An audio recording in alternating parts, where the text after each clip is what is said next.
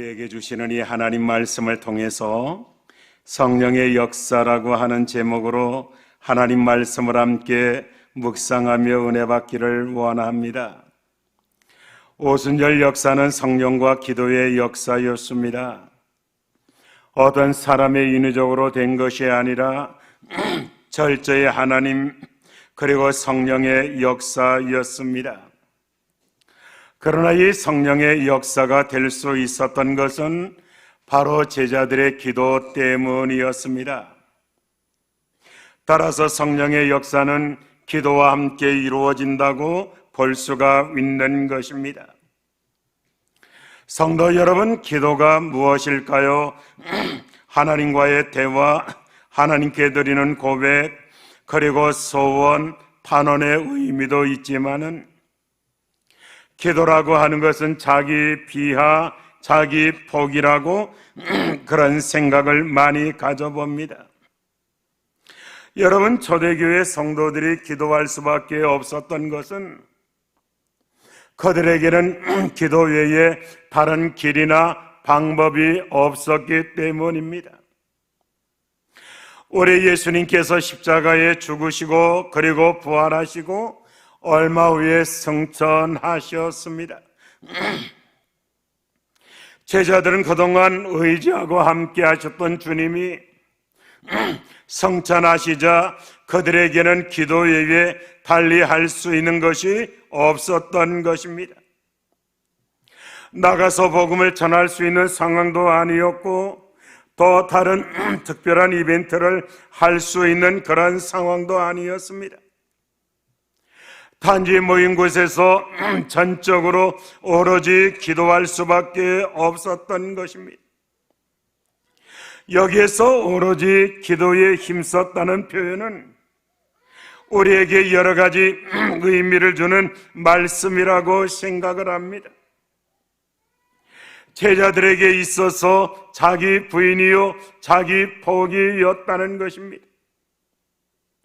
자신들이 할 수 있는 것이 하나도 없었기에 그들은 하나님을 의뢰하면서 하나님께 구하며 찾으며 두드리며 나아갔던 것입니다.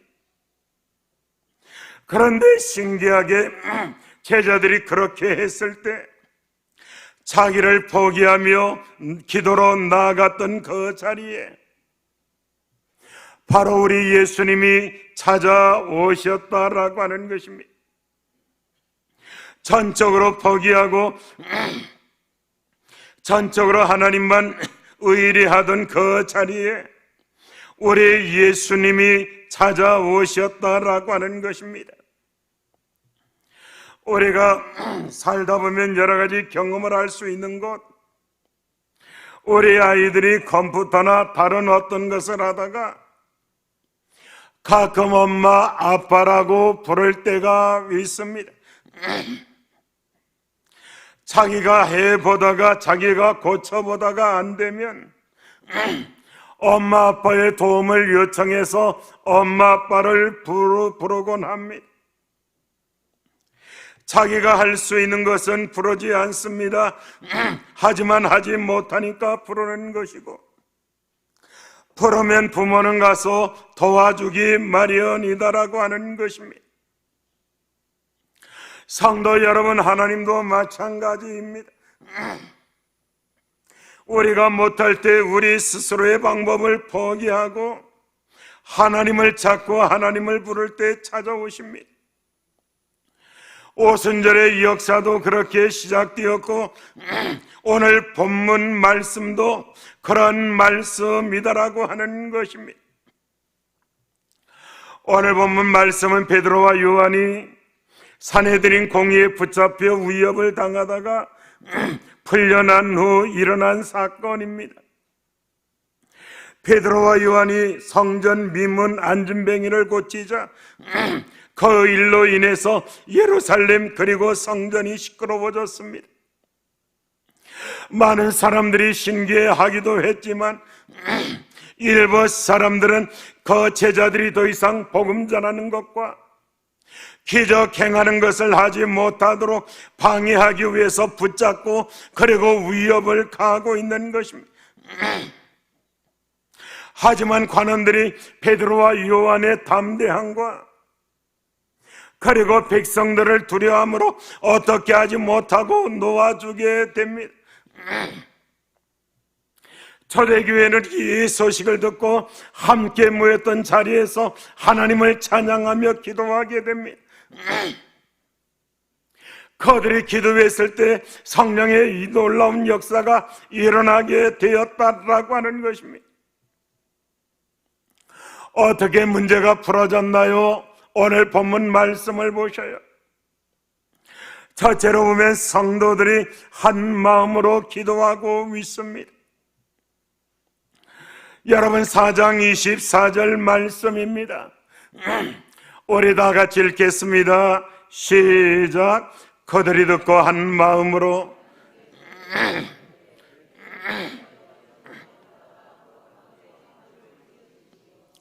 제자들은 한 마음으로 하나님 앞에 기도했다고 합니다. 모두가 한 마음이 되어 전심으로 하나님 앞에 기도했다는 말씀입니다. 사도행전을 보면 사도행전을 시작하며 다락방의 모습을 우리에게 이렇게 보여줍니다. 사도행전 1장 14절 말씀입니다. 우리 다 같이 읽습니다. 시작. 여자들과 예수의 어머니 마리아와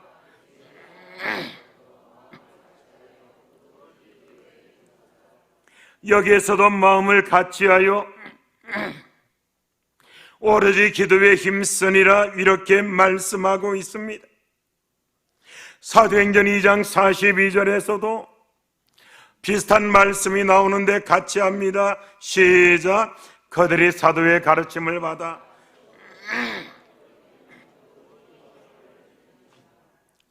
우리의 문제는 기도하지 않는데도 있지만 한 마음으로 하나 되지 못하는 면도 있는 것입니다. 기도하는 그 자체는 좋습니다.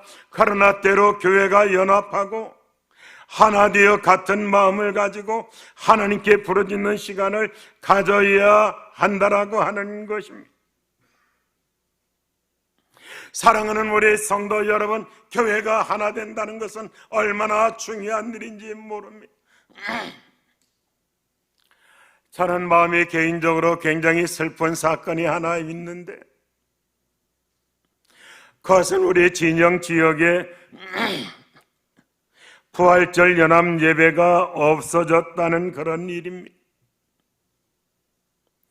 부활절 연합 예배가 없어진 것은 우리 진영교회의 책임도 큽니다. 우리 교회당을 짓고서 우리 교회에서 부활절 연합 예배를 한번 그 교회 짓고 나서 우리 부활절 연합 예배를 우리 교회에서 한번 드렸었습니다. 그 다음에 진영에 있는 교회들이 전부 부활절 연합 예배를 드리지 말자고 합니다. 작은 교회들이 혹시 자기 성도들이 우리 진영교회로 올까봐 부활절 연합 예배를 드리지 않겠다고 해서 부활절 연합 예배를 그냥 그대로 없애버리고 말았습니다. 사랑하는 우리 성도 여러분, 그러나 우리가 연합해서 하나님 앞에 예배하는 것은 얼마나 중요한지 모릅니다.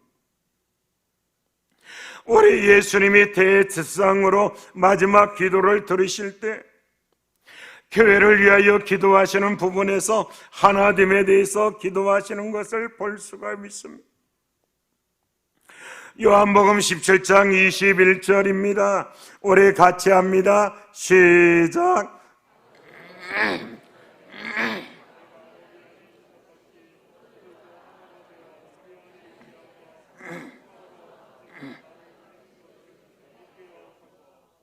하나가 되는 것은 매우 중요합니다. 그 가운데 기도로 하나 되는 것은 더 말할 나위 없습니다. 한 마음이 되어 성도가 연합하여 하나님을 잡고 하나님 앞에 기도한다고 한번 생각해 보세요. IMF가 왔을 때 그 회사가 사원들이 하나 한 마음이 되어서 회사를 사랑하여 그들이 똘똘 뭉친 회사들은 그 어려운 상황이 오히려 발전하는 계기가 되었다는 말을 듣습니다.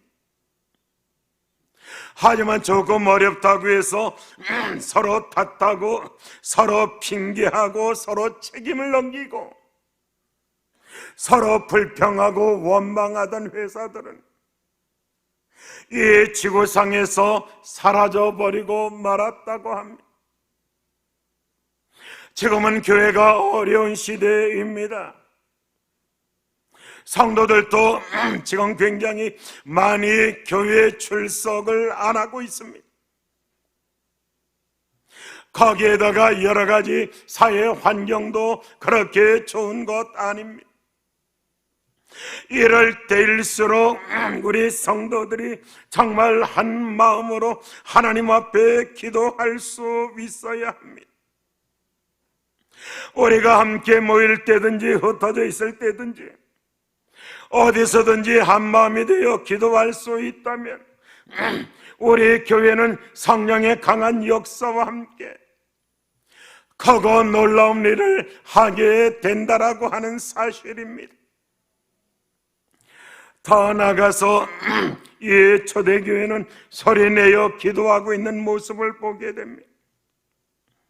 4장 24절 말씀에 그들이 듣고 한 마음으로 하나님께 소리를 높여 이르되 이렇게 말씀하고 있습니다. 사도행전의 기도는 주로 통성으로 드리는 기도였습니다. 다락방에서도 그들은 일심으로 주님께 부르짖었습니다. 오늘 본문도 그들이 베드로와 요한 정말 풀린 것을 보고도 소리를 높여 기도했다고 했습니다. 우리가 하나님 앞에 기도할 때 소리를 높여 기도하는 것 필요합니다.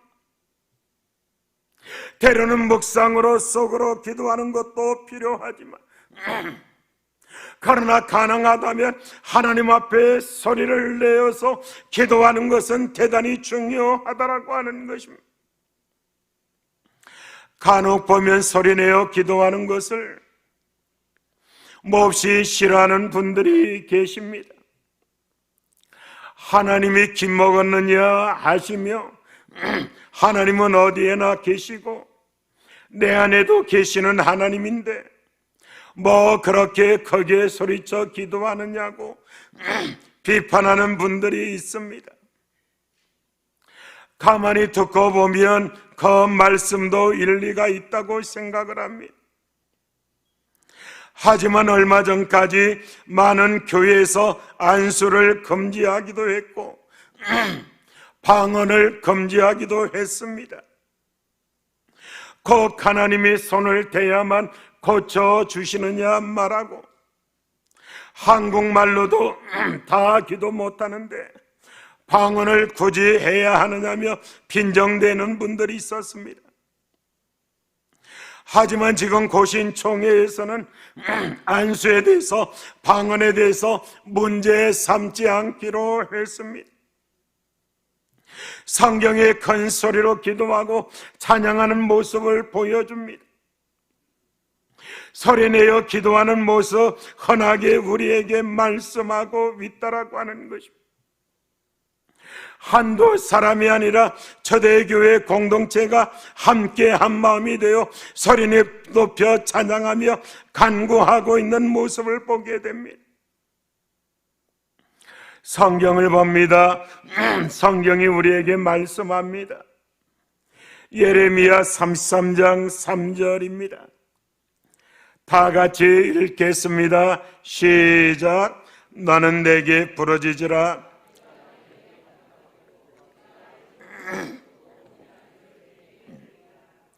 여기에서 부르짖으라 이렇게 말씀합니다. 한 군데 더 봅니다. 시편 50편 15절입니다. 다 같이 읽습니다. 시작.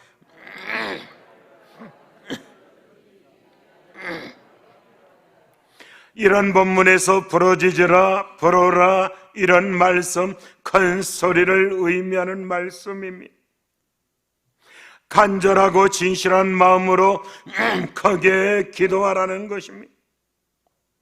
사람이 간절해지거나 마음이 하나가 되면 마음에 있는 것을 표현하려고 하는 마음이 생깁니다.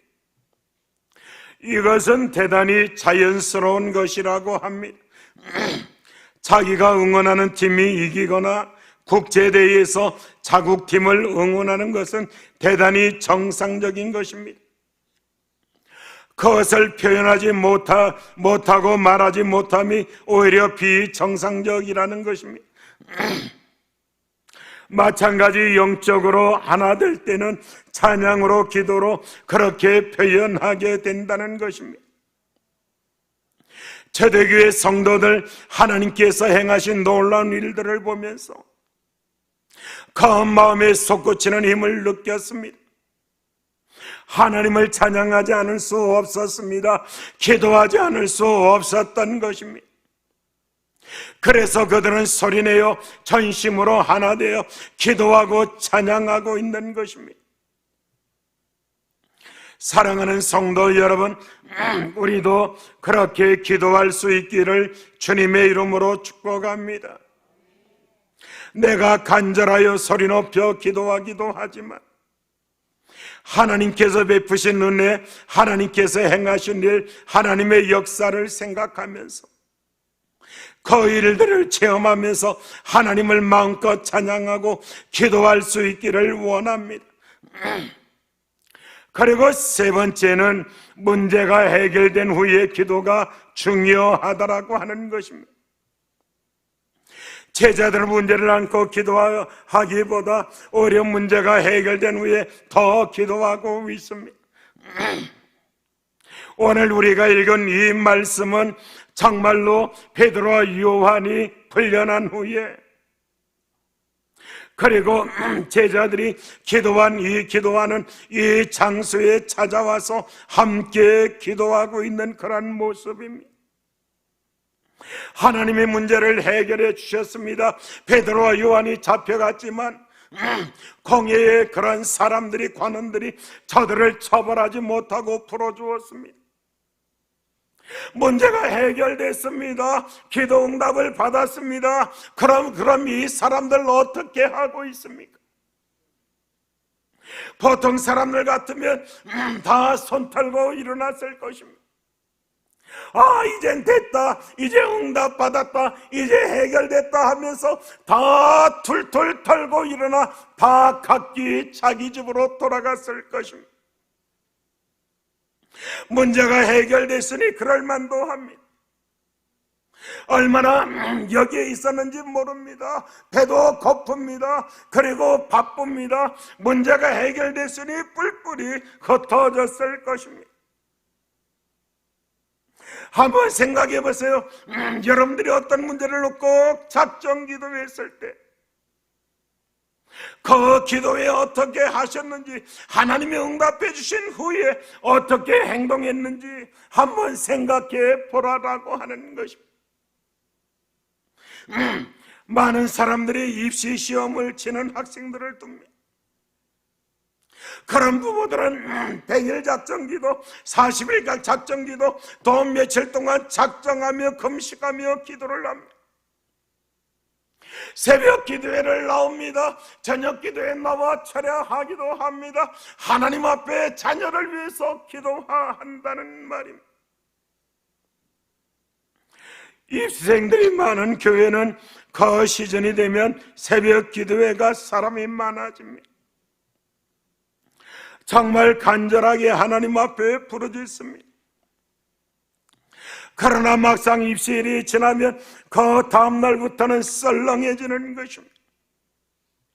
그동안 그렇게 부르짖었던 사람들 어디로 갔는지 빈자리가 많이 생기게 되는 것입니다. 성도 여러분, 우리가 이 말씀을 통해서 본다면 우리는 어떻게 기도해야 하느냐라고 하는 것입니다. 시험전에 문제가 있기 전에도 하나님 앞에 기도해야 하지만 더 열심히 기도해야 할 때는 그 이후다라고 하는 사실입니다. 문제가 있을 때 문제 풀리게 해달라고 기도하지만 그러나 문제가 풀린 다음에 하나님 앞에 바로 서기 위해서 하나님의 영광을 위해 살아갈 수 있도록 해달라고 기도해야 한다는 것입니다. 사랑하는 성도 여러분, 성적이 중요한 거 아니지 않습니까? 하나님의 도우심을 받아 시험을 치렀으니 이후에 이 아이의 인격과 길을 하나님께 의탁하느라고 하나님께 전적으로 맡기는 기도를 해야 할 것 아니냐라고 하는 말입니다. 중요한 것은 문제를 위하여 기도한 이후입니다. 응답받은 이후에 우리가 계속해서 하나님 앞에 기도할 수 있느냐라고 하는 그런 말인 것입니다. 제가 알고 있는 저보다 한 3살 정도 작은 후배들이 있습니다. 2명 다 권사님 아들입니다. 2명 다 서울대를 졸업했습니다. 한 친구는 서울대에 들어가서 데모하는데 앞장서는 사람이 되었습니다. 그런 사람은 가는 길이 2길이라고 하더라고요. 한 길은 정치인이 되든지 한 길은 폐인이 되든지 2길 가운데 하나라고 하더라고요. 권사님의 아들을 위해서 기도 많이 했지만 입학한 후에는 별로 그렇게 기도하지 않고 놀러 다니기를 좋아하는 그런 모습을 지켜볼 수 있었습니다. 결국 이 아이는 폐인이 되고 말았습니다. 학력 때문에 시시한 회사도 못 들어갑니다. 하지만 한 친구는 달랐습니다. 그 권사님은 기도를 계속 열심히 하는 분이었어요. 서울대 졸업해서 사법고시를 쳐서 판사로 임명이 됐습니다. 지금 수도권에 부장판사로 지금 있으며 큰일을 하고 있습니다. 마산에 있는 그 병원, 제가 늘 가는 병원, 거기하고 동기생이고 친구입니다. 여러분, 기도가 얼마나 기도 언제 하느냐가 얼마나 중요한지 모릅니다. 하나님께서 계속 지키시고 인도해 주시고 하나님의 영광을 위해서 쓰임받고 복되게 살아가게 해달라고 기도하는 것이 있어야 되지 않느냐라고 하는 말입니다. 제대로 기도하는 사람은 이러한 기도를 드리게 된다라고 하는 것입니다. 문제를 위해서만 기도하면 문제 해결만 받는 것입니다. 그러나 해결받은 이후에 하나님 앞에 더 기도하면, 일과 삶을 위하여 하나님의 영광을 위하여 기도하면 성령의 역사가 나타난다는 것입니다. 여러분 생각해 보세요. 결혼식보다 더 어렵고 힘든 것이 결혼 생활 아니냐라고. 결혼식을 위해서 기도하는 사람 많이 있습니다. 결혼 생활을 위해서는 되겠지라고 생각하며 여행을 바라는 사람 얼마나 많이 있느냐라고 하는 거예요. 학교에 입학하는 것보다 더 어려운 것이 학업 생활이라고 하는 거예요. 군대보다 더 어려운 것이 이 사이에 얼마든지 있다라고 하는 것입니다. 사랑하는 우리 성도 여러분, 이러한 기도의 삶을 살아갈 수 있기를 축원합니다. 21일 특별 새벽 기도회를 합니다. 21일 동안 그 습관과 버릇을 들여놓으면 21이라고 하는 숫자는 신비한 숫자라고 합니다. 21번만 습관을 들여놓으면 평생 동안 그 습관을 유지할 수 있다고 합니다. 하지만 우리가 잘 알고 있지 않습니까? 21일 특별 새벽 기도를 하거나 22일째부터는 사람이 그대로 21일까지는 100명이 넘게 모였다가 22일이 되면 다시 30명, 40명으로 준다는 것입니다. 그렇기 때문에 성령의 역사를 체험하지 못하고 성령의 능력을 경험하지 못하는 것 아니겠느냐라고 하는 그런 말인 거예요. 사랑하는 우리 성도 여러분, 초대교회 기도는 문제 해결에만 매달리지 않았어요. 오늘 본문 문제 해결됐습니다. 그러나 그들은 더 하나님 앞에 기도하고 있는 모습을 보게 돼요. 문제를 위해서 기도하면 문제 해결함을 받습니다. 문제 해결받고 난 다음에 감사로 영광의 기도를 계속하면 성령의 역사가 나타나게 된다는 거예요. 오늘 보면 31절 말씀을 보셔요. 올해 다 같이 읽겠습니다. 31절입니다. 시작.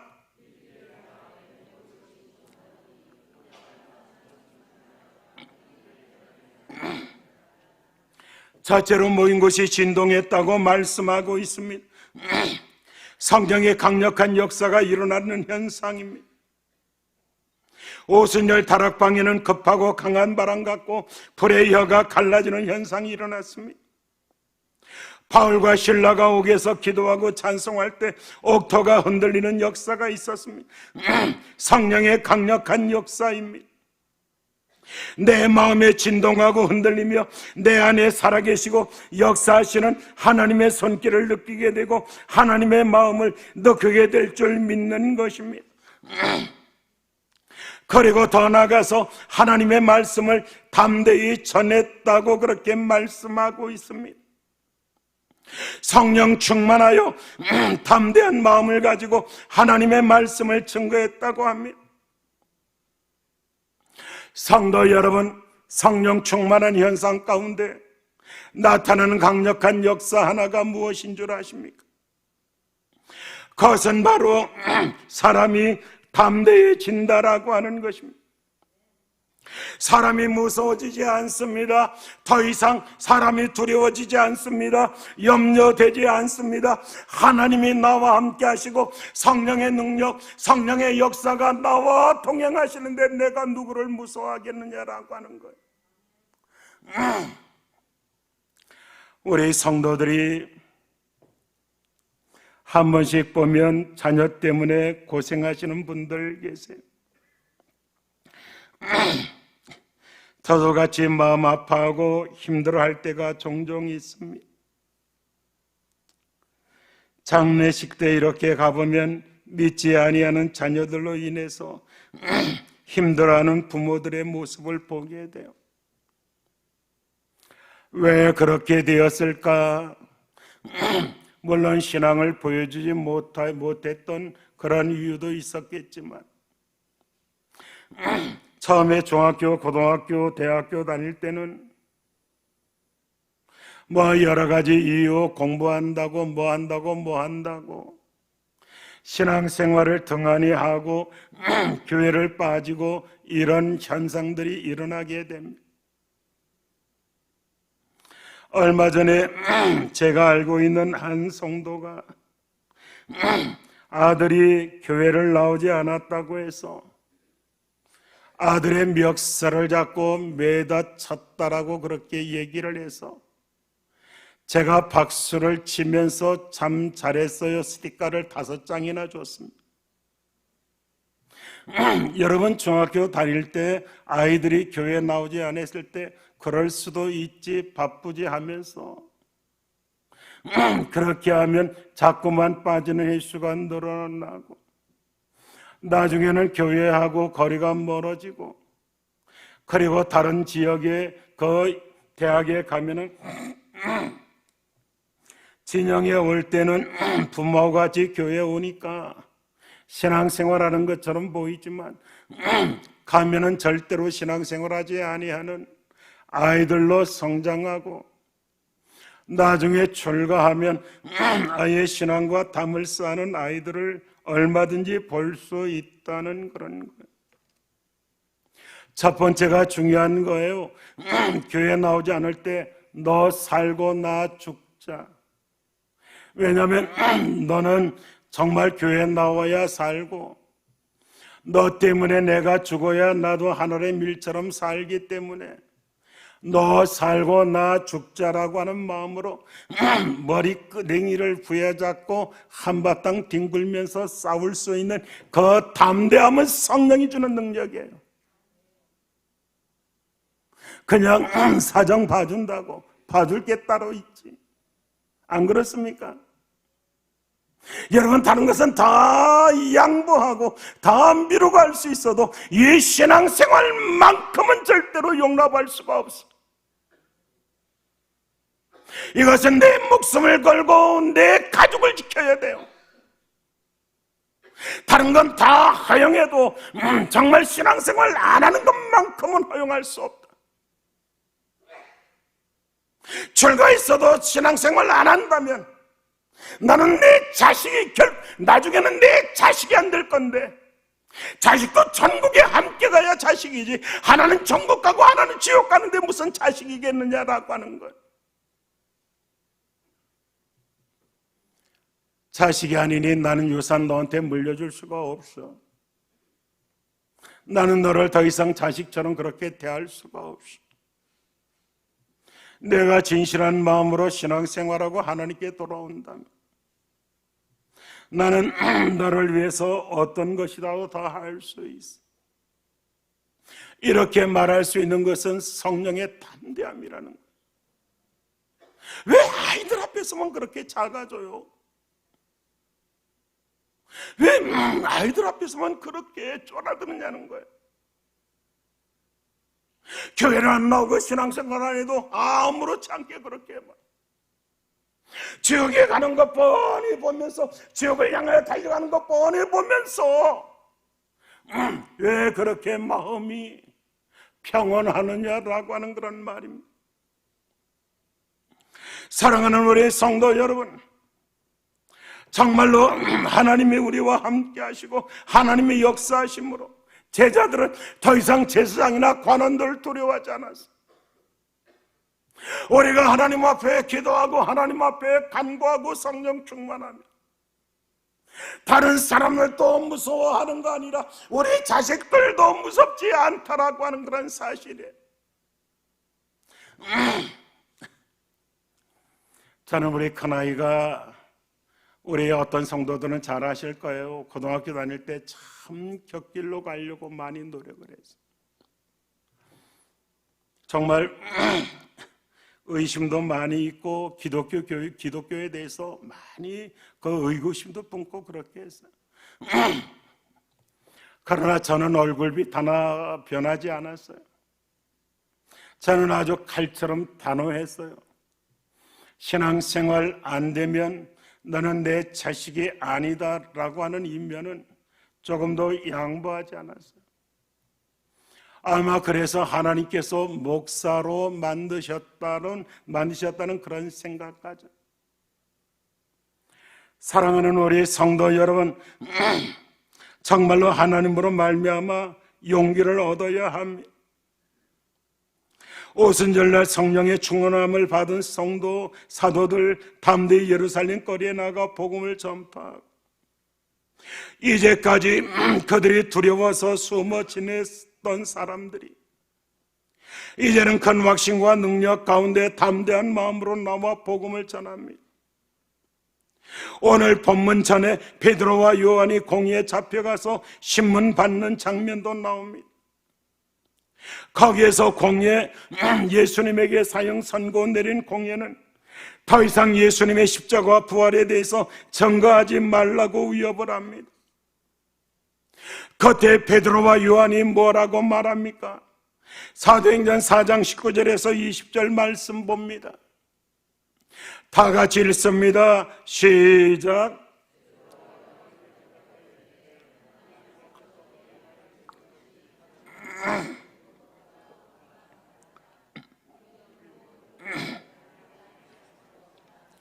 우리는 보고 들은 것을 말하지 아니할 수 없다. 무엇을 보았습니까? 무엇을 들었습니까? 우리는 보고 들은 것을 말하지 아니할 수 없다.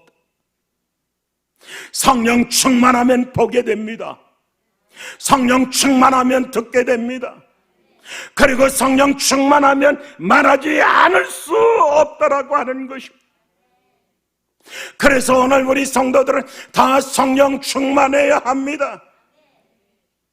그래야 문제가 해결된 후에도 하나님 앞에 기도할 수 있게 되고 그 기도를 통해서 더 성령의 역사를 경험하게 된다는 것입니다. 말씀을 맺도록 하겠습니다. 문제가 있어서만 기도하는 것이 아니라 하나님께서 내 문제를 풀어주셨고 나의 삶에 관여하시니 그것을 감사하여 기도해야 합니다. 하나님의 영광을 위해서 살아갈 수 있도록 찬양하고 간절히 부르짖어야 합니다. 그럴 때 우리가 성령 충만함을 통해서 새로운 일을 행하시는 것을 보게 된다라고 하는 것입니다. 영혼이 변화가 됩니다. 가정이 변화가 됩니다. 그리고 내 주변이 변화가 됩니다. 그리고 새로운 역사가 나타나게 된다라고 하는 것입니다. 문제를 위해서 기도할 때는 그 문제에 대한 응답을 얻을 수 있지만 응답받은 후에 기도는 성령의 역사의 능력이 있다는 사실을 보면서 쉬지 말고 기도하라 이 말씀에 순종해서 한 마음 한 뜻이 되어 하나님 앞에 기도함을 통해서 성령 충만함을 받고 이 성령으로 더 큰 일을 감당하는, 여러분 보세요. D.L. 무디 선생은 학교 생활을 못했던 구두 닦기였습니다.